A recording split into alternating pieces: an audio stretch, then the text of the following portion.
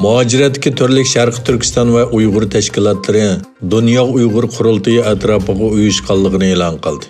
Dunyo Uyg'ur qurultiyi raisi Dolqin esa bu qarorni qizg'in qarshi oladiganligini bildirdi va İsmail G'asparalining birlik tashabbusini eslab o'tdi. Turkiyadagi tashkilotlar bu haqda bayonot e'lon qildi. Bayonotda Sharq Turkiston da'vosi qilayotgan va har qaysi tashkilotlar mamnuniyat bilan do'st dushmanga birlik va demokratiya signali berdi. Turkiyada birlikda faoliyat qilish kelishimi hosil qilgan tashkilotlar sirtqi dunyoda Birlashgan Davlatlar Tashkiloti va uning raisi Dolqin Aysoning yanida turdiganligini jakkalaydi deyildi.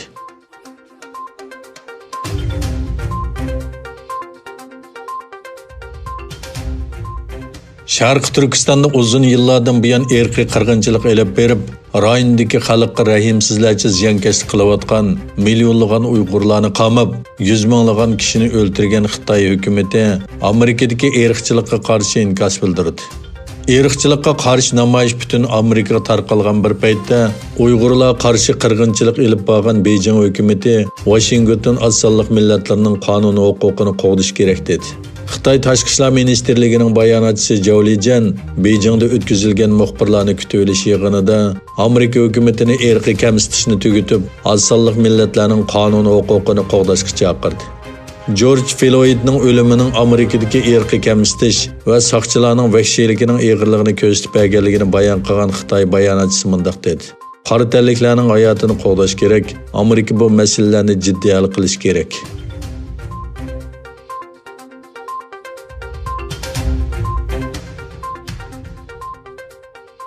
Xitoy hukumatı Amerikaning Dunyo sog'liqot tashkilotiga a'zo bo'lishni rad qilish qarorini tanqid qildi.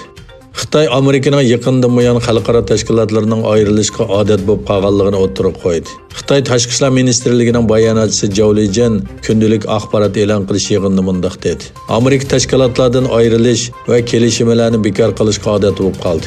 Amerika prezidenti Donald Trump juma kuni Amerikaning Dunyo sog'liqot tashkilotidan chekinib chiqadiganligini e'lon qildi.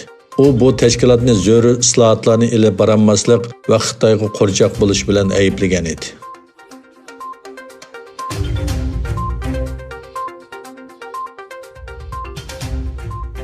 Xitoyda o'tirg'i chiqqan Wuhan virusi yuqumiga qarshi turishga qatnashgan italiyalik doktor Tajisimon virusning birinchi bosqichga selishtirganda kuchini yo'qotganligini va ajallik ta'sirining tuvanliganligini aytdi. İtaliyadagi yuqum ahvoli eng og'ir bo'lgan Lombardiya rayoni Milan shahridagi San Raffaello doktorxonasining bosh doktori Zangrillo mundaq dedi: Virus hozir Italiyada klinikada yo'q. Ray televiziyasining ziyoratini qabul qilganda yuqumga qarshi turishda don chiqargan doktor Zangrillo mundaq dedi: O'tgan 10 kunda eg'izdan ilingan avrishki bilan 2 oy ilgari ahvolni selishtirganda o'tgan 10 kunda virus izlarining soni oz uchraydi.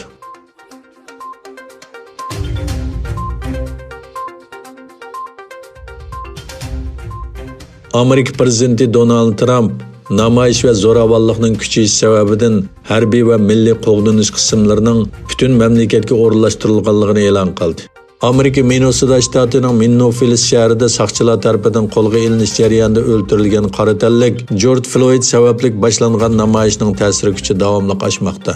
Trump bayonotida davlat miqyosidagi namoyishlarda zo'ravonlikning kuchayishi sababidan butun mamlakatga askar va milliy qo'g'dinish qismlarini qo'zg'ashni planlaganligini e'lon qildi.